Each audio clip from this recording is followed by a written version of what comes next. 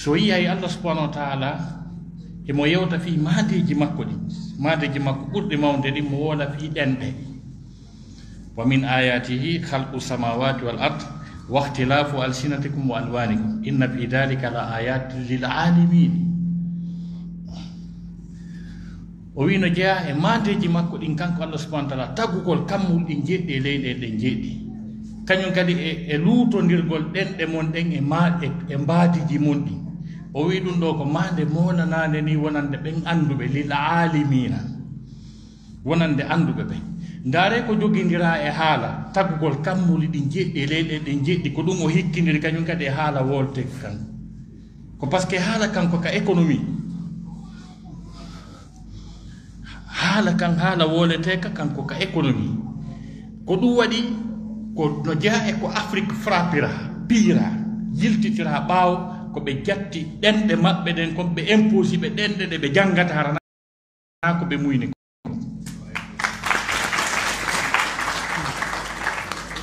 ça c'est la principale cause fondamentale du retard de l'Afrique ko ɗum waɗi hay ɓe tewi pasɓe inni la littérature africaine elle est basée sur l'oralité elle n'a pas été écrite tawi gayi meɗen gayi wawnoɗi wurnitude haala men kan haalaji Afrique ɗin ɗi jange ɗi woole ɗi yaltina milliard ji ɗi développa leydi ndin ɓe hendi ɓen ɓe dunkitori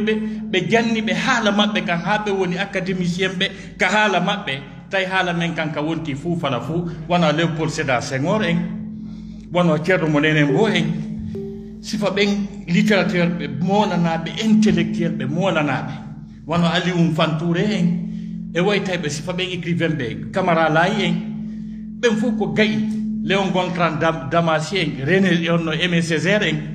ɗin gayi molanaɗi wawnoɗi wurnitude haala mum ka winda gimɗi poésie ji tawa haala Afrique ka wonay dow ɓe hendi ɓen ɓe exploité ɓe longini ɓe haala français kan tawi woɓɓe maɓɓe nanta e haala ka heɓa e mum kan perdi koso donc ko ɗum ɗo goɗɗum ɗum ko ɗum perdini Afrique ko ɗum yiltiti en ɓaawo leydi hay wootiri wawata avancude ndi développé fannintamadi janggali haala majji kan mi jonna on misal so wi wono Europe fop e États-Unis fop Occident fop source haala maɓɓe ka ɓe windi ɓe jangi kanko latin ɓe fop kaka latin ɓe ƴetti hiɓe wawnoɓe fof jangude on latin ɗo wona haala maɓɓe woota kono yiwgol ko jangugol haala mum ka muyni kon ko hitti kon tawi ma ɓe artira latin on e ko ɓe jibina e mum kon français jon artira latin on ka français espagnol jon artira latin on ka espagnol italien jon par exemple si ɓe inni joni Alessandro Del Piero e français ko Alexandre de Pierre mais telemasen ko Italie ɓenna Alessandro Del Piero ka français Alexandre de Pierre est ce que on faami joni c'est à dire ko économie ko ngalu ko science janngugol haala mum kan go ko teddungal kadi so yehi Europe o yiya pays o ɓattodir koy par exemple sa iwi wona France a ari e nder Belgique o yiya bindi ɗin hino change direct tawa Belgique ko flamand ji ɗi windete no natirɗa territoire Allemagne o yiya latin on toɓɓama waɗama toɓɓe ɓe naati e haala maɓɓe kan sa yari telen Scandinavie to wona Norvégien ma Suède o yiya tawa kadi haala kan changita ko haala woota ɓe fof maɓɓe lamɓe européen ɓe ɓen fof ala mo wuuɗata anglais na wowlugol de ko wuuɗata ka kono si ɓe tummodiri o yeyɗo joni e wona ɗo ɗen Emmanuel Macron ko wawi anglais ko no ɓuuri ko wawi français ko kono so ari Angleterre ko français o wowlata teddingol français ɓen et donc sen hersiri haala men kan haray en tardi e leeti ndaare misal hay so tawi ko ha affaire samakala on tawa e portojo on no teddini haala mum kan ballon ko adi fuɗɗade fi ballon e nder aduna on ko Angleterre ko ɗum waɗi si terme ji ballon ɗi fof koye anglais si ɓeyni cornel si faɗin piiji joni français ɓen hino change ha gasa change terme ji anglais ɗin ka nder ballon ɓe watta e français ɓe inna coup de pied arrêté au lieu de wigol coup franc honno wiyete tous ɓeyna remise en jeu ɗi pi hay ɗum ɗon ɓe accali ɓe yaafaki fi ballon perdugol haala maɓɓe kan utilise ude haala wokka ko fi ballon hay ɗum ɓe yaafaki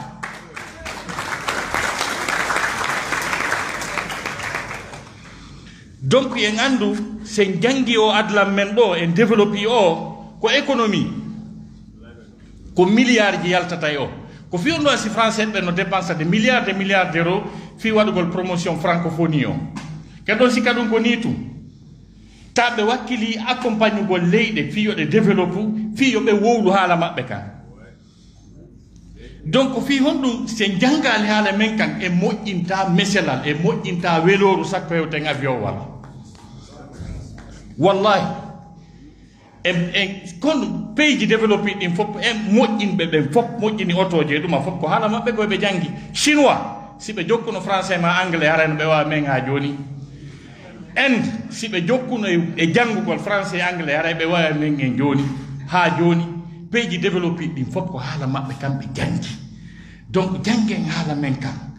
par ce que pay kun de kun janga haala makkun on ha gasa ko ɗon o yawata faamude bimana ko jangata sina ɗum mo mari probléme taw ha andugol kon ɗoni chimie taw si yaa expérimentugol piiji goo taw so wewtama noon ko woni chimie e pular ta mo andi ɗum o heɓay complexe waɗugol équation ji ɗin e développagol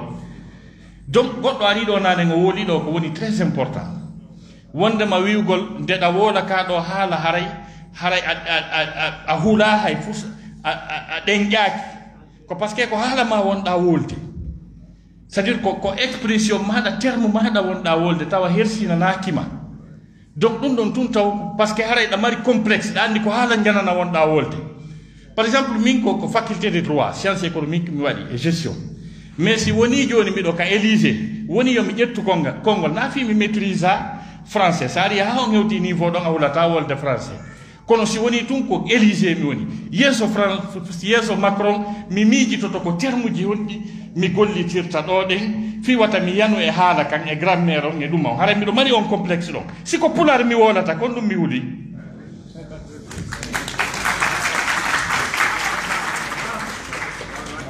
et donc c'est très important mi yiiɗo sukaɓe de talent donc ɓe mi yiino yewta ɗo ɓe jokkan ɓe fi ɗum ɗo ɓen eɓe mari talent ɓe mari espoir e maɓɓe yo ɗum ɗo continue yo ɗum yaaju yo ɗum yaaru yeeso ko par ce que si e windi haala men kan e windi e haala men kan ka janngama ka yaajay e nder aduna allah on ko windeten kon ko milliard ji wonata ko winduɗen kon tun taw ko milliard ji wonata ko par ce que e wawata expliquude e goɗɗum hanano faamo tigi tigi no faamorta noon si wona ka muynuɗen kan ko ɗum si allah daali wa ma arsalna min rasulin illa bi lisani qawmihi wawa si goɗɗo wiyay limata o wi li yubayyina lahum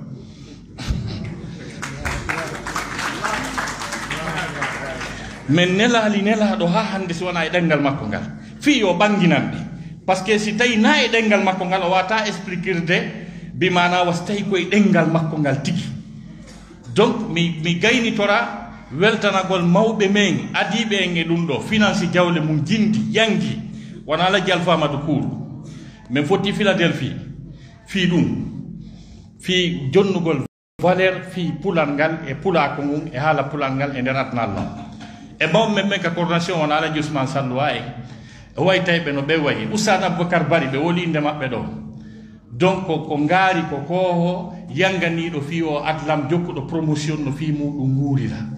donc ɓeɗo fof